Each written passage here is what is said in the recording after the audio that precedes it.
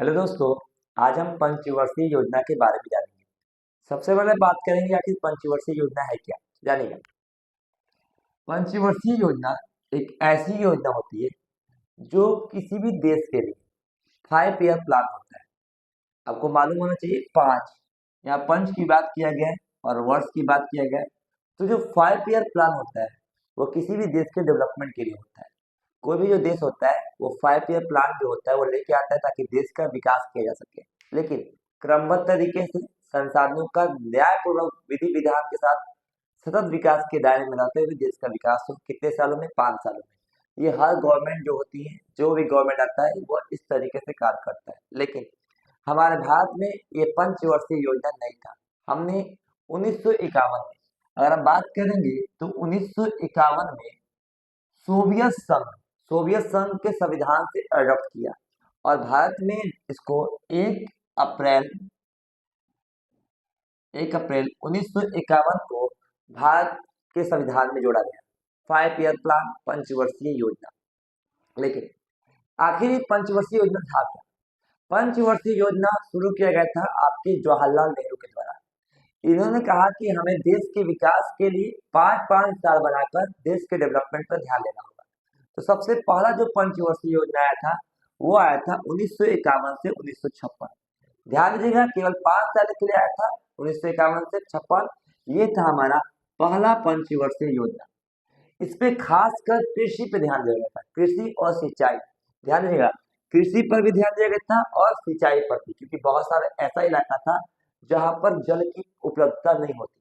सिंचाई की आवश्यकता वहां पड़ता है जहाँ पर जल हमें पर्याप्त मात्रा में नहीं मिलता है। तो जल को प्राप्ति के लिए वहां पर नहरों का निर्माण करना ताकि खेती बढ़िया से हो सके। तो फर्स्ट ईयर प्लान जो हुआ था, जो पहली पंचवर्षीय योजना था, उस पर कृषि पे ध्यान दिया गया था। और एक बात और ध्यान देना है, टारगेट रखा गया था कितना परसेंट? 2.1%, कि हमारा कम से कम 5 साल में इतना हम लोग विकास करेंगे। लेकिन हमने 3.6% के दर से विकास किया, यानी हमने अपने टारगेट से भी ज्यादा मात्रा में क्या हुआ, अचीव किया, प्राप्त किया। ये जो मॉडल था ये हेराल्ड मॉडल पे आधारित था, बोल सकते हैं हेराल्ड डोमर मॉडल पे आधारित था। ये एग्जाम में पूछ भी सकता है और नहीं भी पूछता है। आपको बस टाइमिंग याद रखना है, ये टाइम और ये कृषि, ये दो चीजें देखने को मिलता है। आगे आते हैं सेकेंड पंचवर्षीय योजना, यानी दूसरी पंचवर्षीय योजना। अब पहला था 1951 से 56, दूसरा हो जाएगा 56 से 61। तो जो दूसरा पंचवर्षीय योजना था वो था 1956 से 1961, यानी सेकेंड पंचवर्षीय योजना। इस पे विशेषकर औद्योगिकरण पे ध्यान दिया गया था। पहला में कृषि और दूसरा में औद्योगिकरण। लेकिन ध्यान दीजिएगा, इसमें भी भारी भारी उद्योग को लगाया गया था। इसमें से अगर हम बात करेंगे तो यहाँ पे भिलाई है, राउरकेला है, दुर्गापुर स्टील प्लांट है। तो जो भिलाई है वो आपको जाएंगे तो छत्तीसगढ़ में मिलेगा। अगर बात करेंगे राउरकेला की बात करेंगे तो उड़ीसा में मिलेगा। और अगर हम बात करेंगे दुर्गापुर तो वेस्ट बंगाल में बात करेंगे। तो ये सब के सब जो बड़ी बड़ी कंपनियां हैं, जो स्टील प्लांट्स की हैं, जो लोहे की प्लांट्स की हैं, जो लगाई गई थी, ये किस पंचवर्षीय योजना में लगाई गई थी? तो आपका दूसरा पंचवर्षीय योजना में लगाया गया था। ये हर बार क्वेश्चन पूछता है कि ये राउरकेला या दुर्गापुर स्टील प्लांट ये कब लगाया गया, किस पंचवर्षीय योजना में? तो दूसरी पंचवर्षीय योजना में लगाया गया था। टाइमिंग था 1956 से 1961। और बात करें हमारा हमारा जो टारगेट था 4.5% का था, यानी विकास दर 4.5%। लेकिन हम लोगों ने अचीव कितना किया? 4.27%, यानी हमने सोच से भी ज्यादा डेवलप किया। आगे बात करते हैं थर्ड पंचवर्षीय योजना की। थर्ड पंचवर्षीय योजना 1961 से 1966, ये हमारा तीसरा पंचवर्षीय योजना था। आपको एक बात और ध्यान देना है, अभी तक टोटल 12 पंचवर्षीय योजना आया है। अभी हम बात करें तीसरी पंचवर्षीय योजना के बारे में। देखिए टाइम देख रहे हैं, 1961 से 1966। अब 1961 से 66 है, तो ध्यान दीजिएगा इसी पंचवर्षीय योजना में 1962 में चीन के साथ और 1965 में पाकिस्तान के साथ क्या हुआ था, युद्ध हुआ था।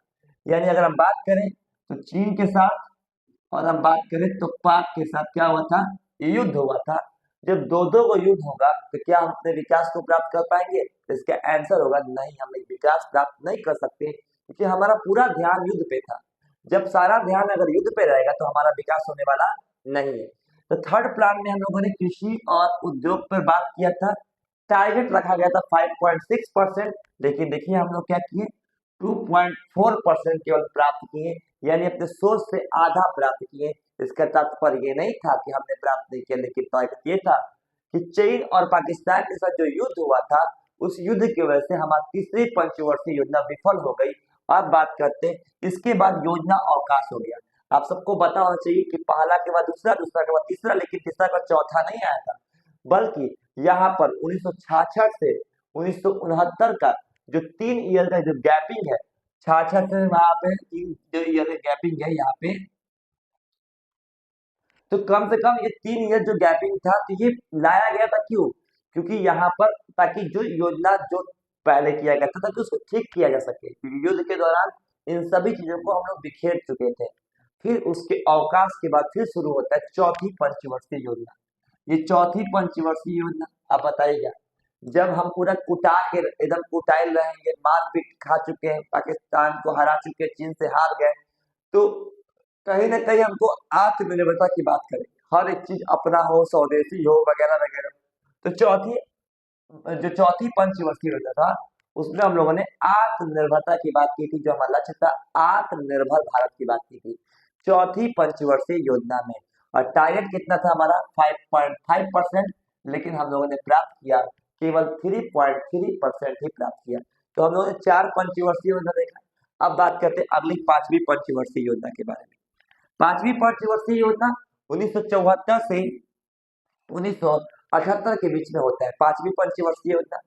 इसका मुख्य कारण था गरीबी उन्मूलन, यानी गरीबी उन्मूलन के साथ आर्थिक विकास किया जाए, यानी देश का डेवलपमेंट भी हो और जो गरीब है उनका उन्मूलन के साथ क्या करें, उनको भी आगे लाने का प्रयास किया जाए, यानी 5वीं पंचवर्षीय योजना था। ये डीपी धर मॉडल पर आधारित है। क्वेश्चन कभी कभी पूछ रहा है कि जो 5वीं पंचवर्षीय योजना था वो किस पे आधारित है, तो बोलेंगे डीपी धर मॉडल पर आधारित था।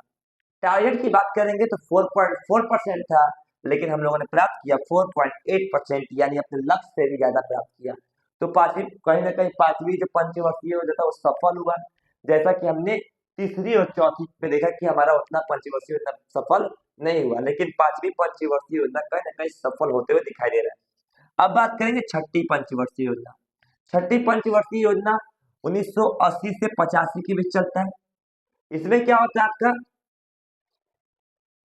ठीक है, एक ही यहाँ पे क्या होता है कि यहाँ पे क्या होता है कि 5वीं पंचवर्षीय योजना के बाद क्या होता है कि यहाँ पे रोलिंग प्लान आता है। रोलिंग प्लान की बात करें तो यहाँ पे पार्टी चेंज होता है। जनता पार्टी से मोरारजी देसाई प्रधानमंत्री बनते हैं, और ये पंचवर्षीय योजना को 5वीं पंचवर्षीय योजना के बाद क्या करते हैं, रोक देते हैं। उसको कोई पंचवर्षीय योजना लेके नहीं आते, वो 3 ईयर प्लान लेके आते हैं 1970 से 1980 के करीब में। 2 साल का प्लान लेके आते, 2 साल का लेके आते, उसके बाद फिर से हटते हैं और फिर से हमारा छठा पंचवर्षीय योजना शुरू होता है। तो ध्यान देना है, और ये आपका 1978 से 1980 में देखने को मिलता है। छठा पंचवर्षीय योजना 1980 से 85, ठीक है। यहाँ पे 2 ईयर गैपिंग है, जो कि आपको यहाँ पे देखने को मिलेगा रोलिंग प्लान। अब आता है छठी पंचवर्षीय योजना। इसका जो था टाइमिंग 1980 से 1985 था। बात करेंगे रोजगार सृजन। इस पे विशेषकर रोजगार सृजन पे बात किया गया था, क्योंकि देश में कहीं ना कहीं ये पार्टी मोरारजी देसाई की सरकार जो गिरने का प्रमुख कारण था बेरोजगारी, क्योंकि उस समय बेरोजगारी कूट कूट के भरा हुआ था। जो अगला पंचवर्षीय योजना था उसमें खासकर रोजगार पे बात किया गया था, और टारगेट था 5.2%, और हमने प्राप्त किया 5.7%। एक चीज और है, इसमें अलग अलग चीजें देखने को मिलती हैं। अगर हम बात करें तो इसी समय इंदिरा गांधी की हत्या हुई थी 1984 में आपको, और अगर बात करें 1980 के करीब में 6 बैंकों का राष्ट्रीयकरण किया गया था। तो छठी पंचवर्षीय योजना के तहत ही 6 बैंकों का राष्ट्रीयकरण किया गया था, प्लस 1984 का दंगा हुआ था, जिसमें आपको सिख दंगा भी आपको याद होना चाहिए, जो ब्लू स्टार जो चला गया था अमृतसर में। ये सब चीजें ये छठी पंचवर्षीय योजना में देखने को मिलता है। अगर हम बात करें 7वीं पंचवर्षीय योजना, 7वीं पंचवर्षीय योजना 1985 से 1990 तक चलता है।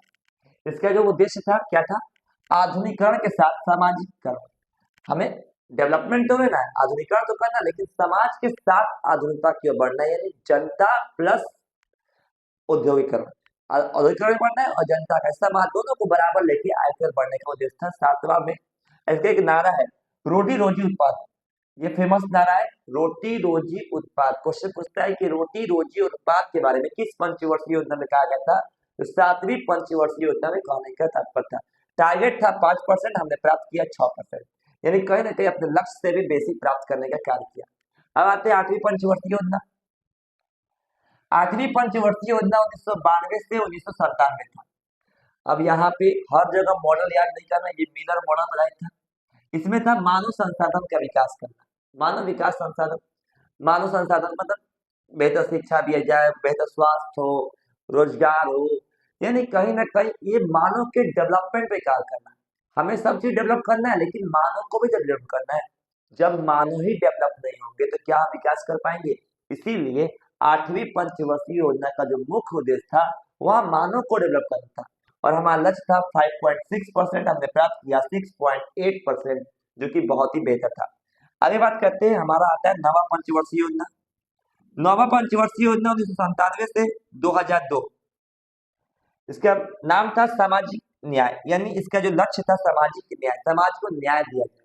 लक्ष्य कुछ भी हो सकता है, लेकिन विकास तो हर चीज है, विकास तो करना ही है, लेकिन लक्ष्य मानकर विकास करना होता है, ये चीज आपको पता होनी चाहिए। टारगेट था 6.5%, प्राप्त हुआ है 5.4%। 6.5 था, 5.4 प्राप्त करते, तो कहीं ना कहीं कुछ चीजों से हम लोग कमी करते हैं। आगे बात करते हैं 10वीं पंचवर्षीय योजना। 10वीं पंचवर्षीय योजना 2002 से 2007 चलता है। टारगेट था 8%, प्राप्त करते 7.6%। ये उतना इंपॉर्टेंट नहीं है, ठीक है। चलिए, यहाँ पे 11वीं पंचवर्षीय योजना की बात करेंगे तो 2007 से 2012। इसका काम था तीव्र समावेशी विकास। टारगेट था 8%, प्राप्त करते 8.1%, ठीक है। अब ये आता है हमारा 12वां पंचवर्षीय योजना। 12वां पंचवर्षीय योजना, ये ध्यान देना है 2012 से 2017। लेकिन ध्यान दीजिएगा, मोदी जी क्या काम करते, 15 अगस्त 2014 को लाल किले से भाषण देते हैं कि इस पंचवर्षीय योजना को खत्म किया जाएगा। अब ये जो 5 ईयर प्लान था उसको हटाकर अब लाएगा नीति आयोग, ठीक है। इसका एक और नाम होता है, इसको बोलते हैं योजना आयोग, बोल सकते हैं। तो योजना आयोग को हटाकर क्या लाएगा, नीति आयोग, लेकिन 14 में नहीं बल्कि 15 में। और ध्यान दीजिएगा 1 जनवरी 2015 को नीति आयोग लाया गया। लेकिन अगर बात करेंगे तो 12वीं पंचवर्षीय योजना का जो मुख्य उद्देश्य था सतत विकास की अवधारणा की था, सबको साथ लेकर विकास करने की अवधारणा को लेकर था। तो देखिए, पहली पंचवर्षीय योजना 1951 से 1956, दूसरा 56 से 61, तीसरा 61 से 66। लेकिन इसके बाद चौथा नहीं आया, यहाँ पे योजना अवकाश आ गया, ये भी आपको ध्यान देना है। यहाँ पे 3 साल गैप हो गया। फिर चौथा आता है 1969 से 1974। फिर उसके बाद अगर हम बात करें, फिर पांचवा आता है। पांचवा आने के बाद यहाँ पर गैपिंग आता है, रोलिंग प्लान आता है। उसके बाद छठा आता है, यहाँ पे गैप हुआ है। सातवां आता है, सातवां के बाद आठवां से पहले यहाँ पे वार्षिक योजना आ गया 2 साल का, तो ये भी आपको ध्यान देना है। तो आपको एक तीसरा के बाद गैपिंग आया, एक पांचवा के बाद गैपिंग आया, और एक सातवां के बाद गैपिंग आया, जिसकी वजह से आपको डेट में क्या करना है, याद करना होगा। तो ये चीजें को आप एक बार स्क्रीनशॉट ले लीजिए, आप याद कीजिए। मिलते हैं अगले वीडियो में, तब तक के लिए धन्यवाद।